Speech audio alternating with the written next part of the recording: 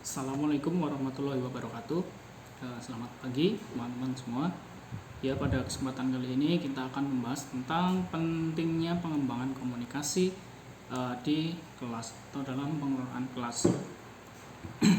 Baik, langsung saja kita mulai. Yang pertama kita fokus pembahasan kita adalah ada 3. Yang pertama yaitu pengertian komunikasi dalam pengelolaan kelas, kemudian gaya komunikasi yang terdapat dalam pembelajaran di kelas, dan juga bagaimana kriteria tentang komunikasi yang efektif yang digunakan di dalam kelas. Yang pertama ada komunikasi di dalam pengelolaan kelas. Komunikasi dalam pengelolaan kelas ini adalah segala bentuk interaksi yang terjadi dari peserta didik atau dari pendidik itu sendiri. Jadi komunikasi itu adalah sebuah interaksi yang dimana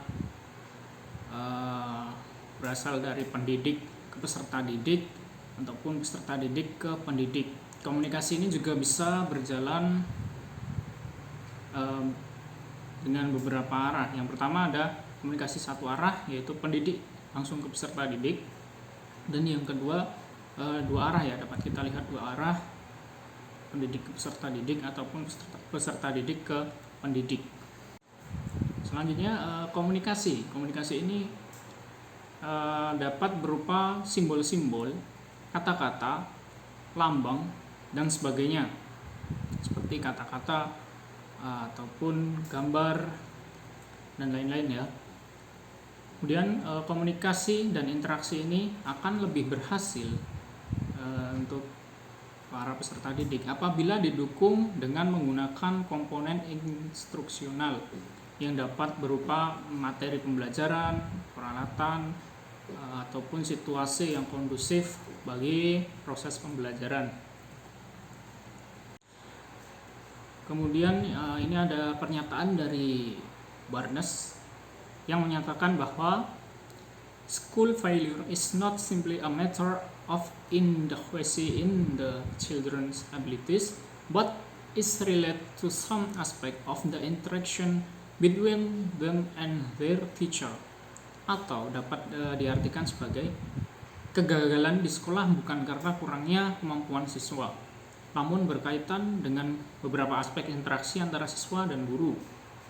Jadi banyaknya kegagalan siswa dalam mencerna informasi dari gurunya disebabkan ketidaksesuaian gaya mengajar guru dan gaya belajar siswa. Jika gaya belajar guru sesuai dengan gaya belajar siswa, maka semua pelajaran itu akan terasa mudah dan juga menyenangkan. Jadi komunikasi ini berdampak besar bagi keberhasilan dalam pembelajaran di kelas, sekaligus menjadi cara terbaik dalam menyampaikan pembelajaran. Tidak hanya keberhasilan dalam pengelolaan kelas, kekurangan atau bahkan kegagalan juga dapat disebabkan dari interaksi antara peserta didik dan pendidik yang kurang baik. Sehingga dalam pengelolaan kelas, interaksi atau komunikasi itu merupakan pengaruh yang paling besar terhadap pembelajaran yang efektif. Kemudian kita berbicara tentang gaya komunikasi dalam pengelolaan kelas. Jadi ada 2 gaya komunikasi dalam pengelolaan kelas ini, yaitu pertama komunikasi antarpersonal. Atau komunikasi antarpersonal ini adalah komunikasi yang dilakukan antar individu dari hati ke hati, jadi dilakukan secara 4 mata. Komunikasi antar pribadi akan berlangsung efektif apabila pihak yang berkomunikasi menguasai keterampilan komunikasi antar pribadi, atau bagaimana cara mengambil hati peserta didik, itu akan berpengaruh dalam keberhasilannya. Akan tetapi, karena guru memegang kendali di kelas, maka tanggung jawab terjadinya komunikasi dalam kelas yang sehat dan efektif terletak pada tangan guru. Jadi keterampilan guru dalam mengambil hati peserta didik ini adalah kunci dari keberhasilan komunikasi antarpersonal. Yang selanjutnya ada komunikasi kelompok.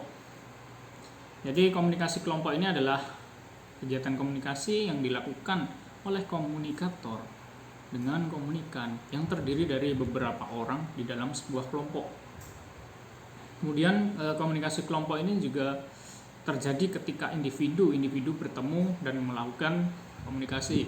Misalnya bisa di dalam sebuah pertemuan atau ngobrol ibu-ibu merumpi, itu juga termasuk dalam komunikasi kelompok ini. Komunikasi kelompok sendiri dapat diartikan sebagai pengiriman pesan dari komunikator ke komunikan melalui suatu media untuk mendapatkan umpan balik.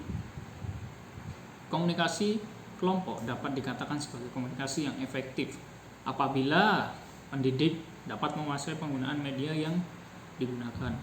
Semakin pendidik itu mampu dalam menguasai media, maka komunikasi akan semakin berjalan efektif. Selain itu, pembagian perhatian juga harus dilakukan agar komunikasi kelompok ini dapat berjalan dengan efektif. Kemudian, jika kedua komunikasi ini dilakukan dalam proses pembelajaran, maka akan menjadi 3 pola komunikasi, yaitu ada komunikasi sebagai aksi, komunikasi sebagai interaksi, dan juga komunikasi sebagai transaksi. Yang pertama adalah komunikasi sebagai aksi, yaitu pola dari komunikasi ini memiliki arti lain, yaitu komunikasi yang berjalan satu arah. Kemudian dalam komunikasi ini menempatkan guru sebagai pemberi aksi dan anak didik sebagai penerima aksi. Jadi dalam pola ini guru cenderung aktif daripada siswa. Siswa itu pasif. Kemudian dalam pola ini tuh mengajar dipandang hanya sebagai kegiatan penyampaian bahan pelajaran. Jadi pelajaran itu hanya cukup penyampaian materi. Ini seperti itu. Kemudian ada komunikasi sebagai interaksi. Nama lain dari pola ini yaitu komunikasi 2 arah. Jadi interaksi itu terjadi antara pendidik dan peserta didik. Di sini guru berperan sebagai aksi atau penerima aksi. Jadi tidak hanya pemberi aksi dan siswanya menerima, tapi di sini peran guru itu sebagai pemberi sekaligus penerima aksi dari peserta didik. Demikian pula dengan peserta didiknya. Kemudian di pola ini tuh identik dengan terjadinya dialog yang aktif antara guru dan juga siswanya. Kemudian yang ketiga ada komunikasi sebagai transaksi. Nama lain dari komunikasi ini adalah komunikasi dari banyak arah. Jadi komunikasi ini tidak hanya terjadi antara guru dan siswa. Bisa jadi guru dengan siswa, siswa dengan guru, atau siswa dengan siswa.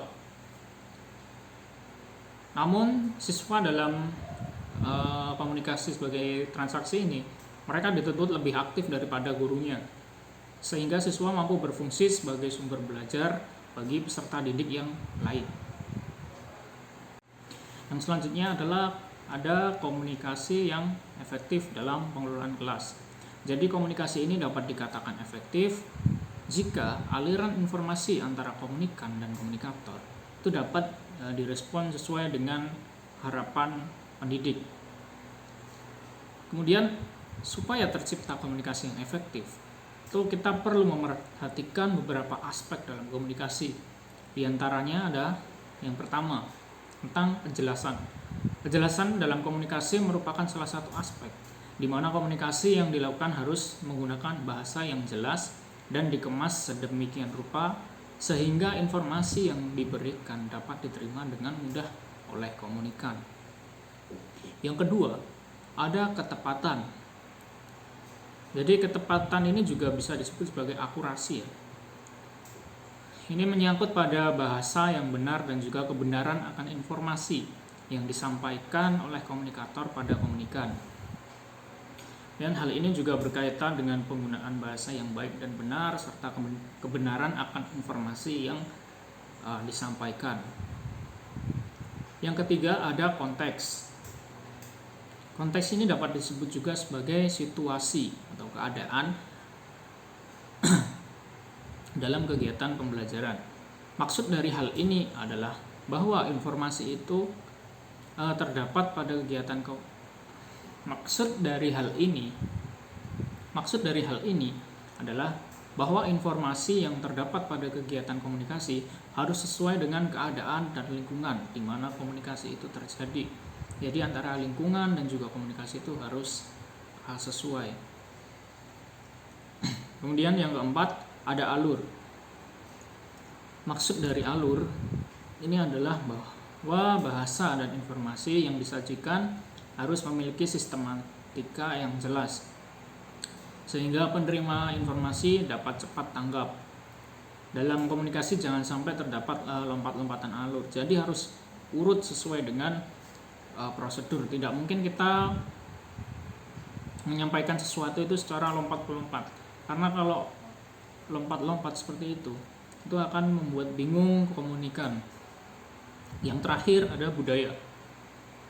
Jadi dalam berkomunikasi, aspek budaya tidak hanya menyangkut pada bahasa yang digunakan, namun juga berkaitan dengan tata krama dan etika dalam berkomunikasi. Artinya, dalam komunikasi itu harus menyesuaikan pada orang yang diajak berkomunikasi, baik pengguna bahasa verbal ataupun non-verbal, agar tidak terjadi kesalahan persepsi. Ini sesuai dengan kaidah budaya ya. Jadi kita harus memperhatikan siapa yang kita ajak berbicara. Apakah mereka itu lebih tua dari kita atau mungkin sebaliknya ya.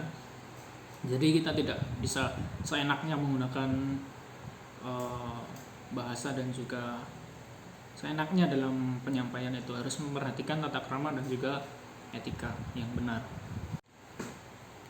Kemudian dalam proses pembelajaran, komunikasi dapat dikatakan efektif apabila yang diberikan oleh pendidik dapat diterima dan dipahami dengan baik oleh peserta didik, seperti yang saya sampaikan sebelumnya, serta terdapat umpan balik atau feedback yang positif oleh siswa.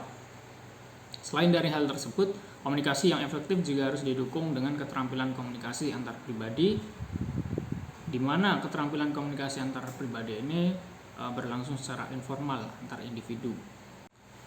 Kemudian ada pernyataan menurut Ratri yang saya kutip dari jurnal.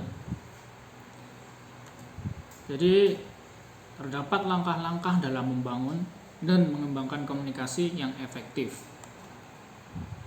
Yang pertama ada menciptakan iklim yang saling menghargai antara guru dan siswa. Yang kedua, mengulang pesan. Hal ini itu dapat dilakukan dengan mengulang kembali secara singkat materi yang disampaikan pada pertemuan sebelumnya. Kemudian yang ketiga, menguji pemahaman siswa. Hal ini dapat dilakukan dengan memberikan kuis pada masing-masing siswa yang mendorong siswa untuk mengingat kembali materi yang disampaikan sebelumnya. Yang keempat, tidak membanding-bandingkan antara siswa yang satu dengan yang lain. Membanding-bandingkan antara siswa satu dengan yang lain dapat mencederai kepercayaan diri mereka. Ini yang sangat membahayakan. Masing-masing tentu ingin dihargai. Sebisa mungkin sikap membanding-bandingkan harus dihindari agar kepercayaan diri siswa tidak runtuh dan mereka lebih bersemangat untuk aktif dan berkontribusi dalam kegiatan pembelajaran. Kemudian memahami secara utuh pesan yang disampaikan siswa. Anak-anak dan remaja umumnya sangat peka, sehingga dengan mencoba untuk mendengarkan dan memahami secara menyeluruh apa yang mereka sampaikan itu sangatlah penting ya. Kemudian yang keenam ada tidak terburu-buru melakukan penilaian. Jadi penilaian ini jangan sampai dilakukan secara terburu-buru, akan lebih baik jika kita lakukan secara konstan. Jadi guru harus dapat memahami pesan yang ingin disampaikan oleh siswa. Nah, ini penting agar karakter siswa juga dapat kita pahami. Selanjutnya, tidak merasa selalu benar. Jadi dalam bentuk komunikasi yang efektif, dalam pembelajaran guru harus bersedia untuk mendengarkan pendapat dari siswanya. Jadi guru tidak dianjurkan untuk menempatkan dirinya sebagai sosok yang selalu benar, yang tidak pernah salah, seperti itu ya. Dan juga guru ini harus mampu untuk bersikap terbuka, untuk bertukar pikiran dengan siswa. Jadi jangan arogan dan jangan merasa yang dirinya yang paling pintar. Selanjutnya ada fokus pada topik pembicaraan. Seringkali dalam penyampaian materi itu perlu adanya selingan atau ice breaking ya, agar tidak membosankan. Hal ini bisa dilakukan dengan menyisipkan cerita lucu atau mungkin kisah-kisah kelam dan lain sebagainya. Meskipun demikian, jangan terlalu banyak cerita yang di luar tema atau topik, agar siswa tidak lupa mengenai topik yang sedang dibicarakan. Kemudian ada menghadirkan suasana yang nyaman. Kebersihan dan kerapian kelas juga perlu dijaga dan dikondisikan agar kelas menjadi tempat yang nyaman untuk kegiatan belajar mengajar. Kemudian ada menggunakan bahasa yang mudah dimengerti. Nah, ini juga paling penting mengenai komunikasi. Jadi dalam menyampaikan materi itu, guru harus memahami bahwa daya tangkap masing-masing siswa itu berbeda. Kemudian tingkat pengetahuan antara guru dan siswa juga berbeda. Jadi dalam memberikan materi harus menggunakan cara dan bahasa yang sekiranya mudah untuk dipahami oleh seluruh siswa. Kemudian yang terakhir ada menggunakan komunikasi verbal dan nonverbal. Penggunaan komunikasi nonverbal itu dapat dipertegas, diperkuat, bahkan juga menggantikan pesan verbal. Jadi guru ini harus mengoptimalkan antara penggunaan keduanya agar penyampaian dapat lebih mudah dipahami. Jadi dari beberapa hal tersebut dapat kita simpulkan bahwa interaksi yang terjadi dalam pembelajaran dapat berjalan dengan baik dan efektif. Beberapa poin tersebut akan dapat berjalan dengan baik juga apabila pendidik itu menguasai tentang aspek-aspek komunikasi. Kemudian yang terakhir, kesimpulan, komunikasi yang positif merupakan hal yang sangat penting dalam pengelolaan kelas. Oleh karena itu harus selalu dikembangkan untuk mencapai keefektifan pembelajaran. Komunikasi yang positif juga dapat berpengaruh baik terhadap motivasi belajar peserta didik dan juga akan meningkatkan hasil belajar peserta didik. Kemudian segala bentuk interaksi atau komunikasi akan lebih baik jika kita melakukan evaluasi dan juga mengembangkannya untuk mengetahui tingkat keefektifannya. Kemudian bentuk interaksi yang baik akan menimbulkan feedback dari seluruh peserta belajar juga. Mungkin itu yang dapat saya sampaikan. Untuk pertanyaan bisa silahkan diketik di kolom komentar. Terima kasih atas perhatian yang diberikan. Selamat pagi. Assalamualaikum warahmatullahi wabarakatuh.